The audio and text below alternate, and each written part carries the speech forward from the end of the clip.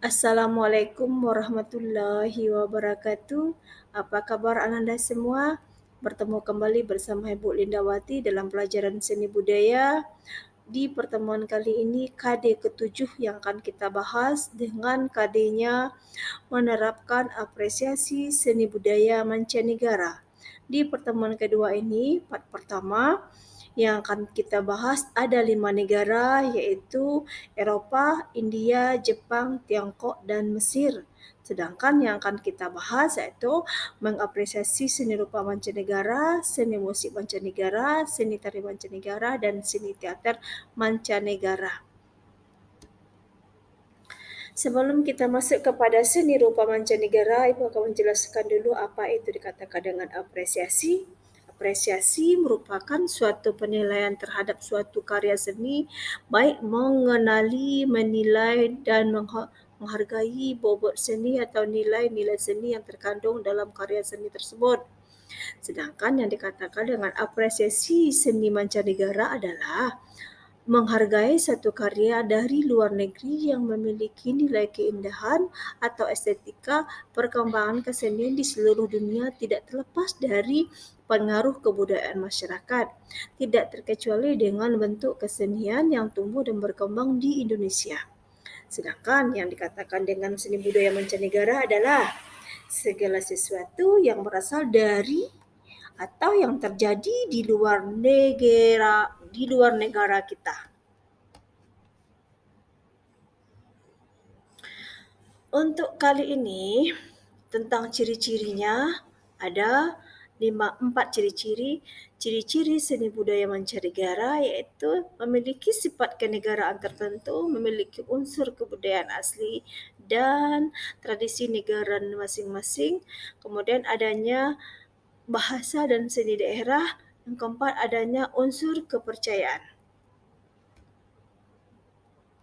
Nah, Nanda semua, kita akan membahas tentang mengapresiasi seni rupa mancanegara, yaitu dengan negara yang akan kita bahas. Yang pertama, negara Eropa. Berdasarkan penelitian para ahli, perkembangan seni rupa di Eropa terbagi menjadi 3 bagian, yaitu seni rupa primitif, seni rupa klasik, dan seni rupa modern. Sedangkan apresiasi karya seni rupa mancanegara dari negara Eropa diantaranya ada 1. Seni bangunan. Seni bangunan pada hakikatnya seni rupa Eropa sumbernya dari zaman Yunani dan Romawi yang sering disebut zaman klasik. Dulu, seni budaya dari kebudayaan Yunani dan Romawi dibawa ke Eropa Barat melalui Roma. Hasil karya seninya yang terkenal adalah 1. The Tower of Babel dan Istana, kemudian Ziggurat. Kemudian yang kedua, zaman patung. Hasil apresiasi terhadap pada seni patung terdiri dari patungnya bersifat kaku, primitif, naif, ekspresif. Yang kedua, perkembangan patungnya berubah menjadi realistis ketika patung Eropa kuno proporsi tubuhnya kaku. Yang keempat, otot-otot tubuh dan patung dibuat dengan cara dilebihkan. Yang kelima, patung dekoratif digunakan sebagai makhluk penjaga ambang. Kemudian zaman relief. Seni relief di Eropa kuno biasanya terdapat dalam istana berbentuk stela, material serta benda kerajinan. Contohnya stela Naramsin dan stela Hammurabi dalam kurungnya kerajaan lama.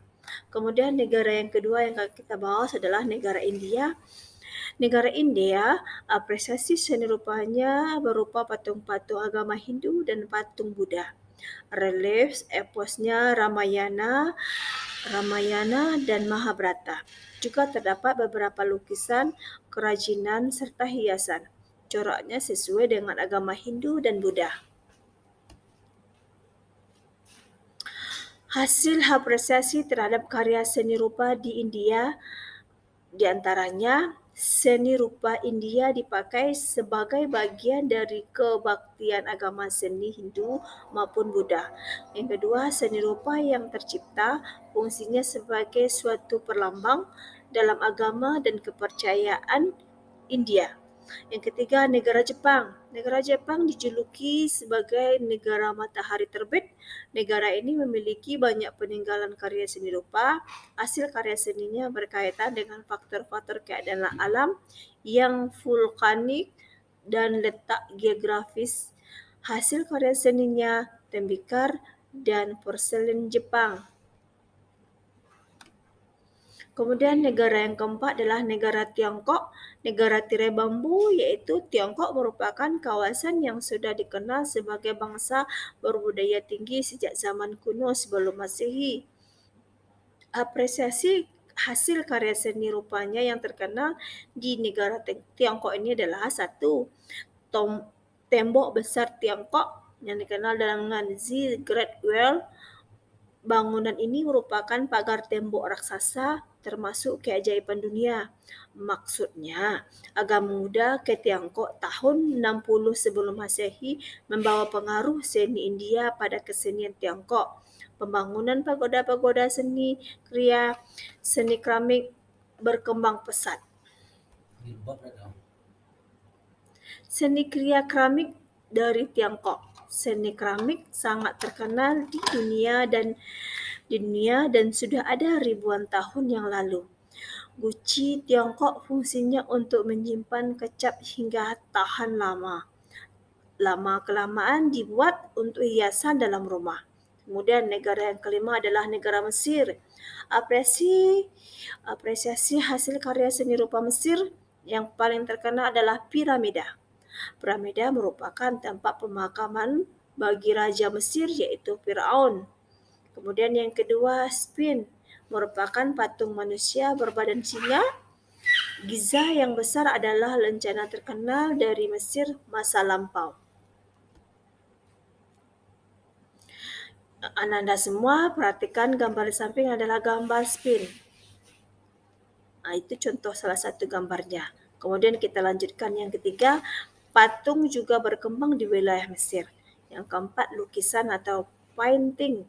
Lukisan Mesir sangat unik, bahkan sangat berbeda dengan lukisan negara lain. Coba Anda perhatikan gambar di bawah ini, seperti inilah bentuk lukisannya.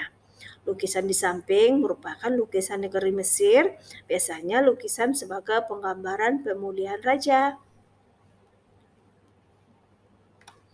Kemudian pembahasan yang kedua tentang mengapresiasi seni musik mancanegara. Yang akan kita bahas dulu negara Eropa. Negara Eropa, perkembangan seni musiknya di negara ini dibagi beberapa priorisasi, diantaranya musik kuno, musik prasejarah, merupakan perkembangan musik yang terjadi pada masa sebelum Masehi. Seruling dan alat musik menggunakan dawai atau senar telah ada sejak zaman peradaban lembah Sungai Indus. India memiliki tradisi musik tertua di dunia berasal dari kitab Weda.